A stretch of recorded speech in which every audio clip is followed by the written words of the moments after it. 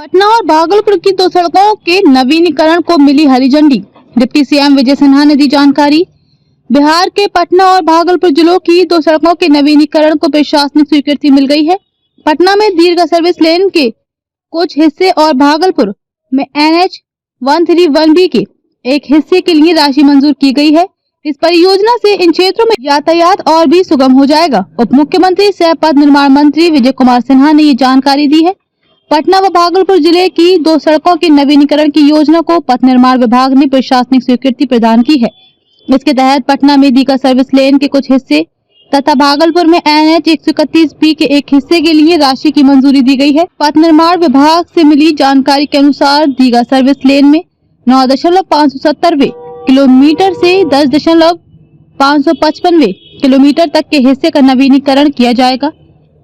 वहीं भागलपुर जिले में NH 131B में 0.800 किलोमीटर से 15 किलोमीटर तक के हिस्से में उन्नयन कार्य होगा।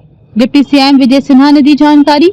उप मुख्यमंत्री सह पथ निर्माण मंत्री विजय कुमार सिन्हा ने कहा कि पथ निर्माण विभाग लगातार विभिन्न जिलों में जिन सड़कों के नवीकरण की आवश्यकता है उन्हें चिन्हित कर उनका नवीकरण कर रहा है।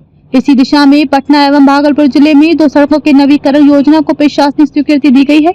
इन दो सड़कों के लिए मिली मंजूरी।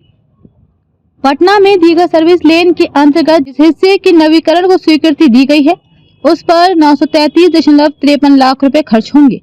इस काम के बाद खगोल दीघा नहर पथ पर परिचालन और भी सुविधाजनक हो जाएगा। भागलपुर जिले में जिस पथ के कुछ हिस्से के नवीकरण को स्वीकृति दी गई है और उस पर 910.59 लाख रुपए खर्च होंगे।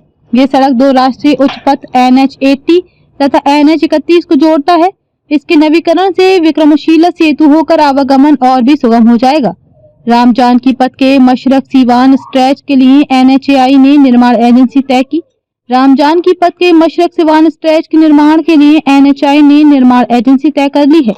अब जल्द ही इस स्ट्रेच पर निर्माण कार्य आरंभ होगा। मेगा कंस्ट्रक्शन इस सड़क का निर्माण कराएगी। इस सड़क की लंबाई 50 किलोमीटर और इसके निर्माण पर 1400 करोड़ रुपए खर्च होंगे। NHAI से मिली आधिकारिक जानकारी के अनुसार इस सड़क के निर्माण को लेकर किसी तरह की समस्या नहीं है। इस प्रोजेक्ट के लिए जमीन अधिग्रहण की प्रक्रिया पूरी हो गई है। मुआवजे का भी वितरण हो गया है। फॉरेस्ट क्लियरेंस को लेकर भी जो समस्या थी वह समाप्त हो गई है।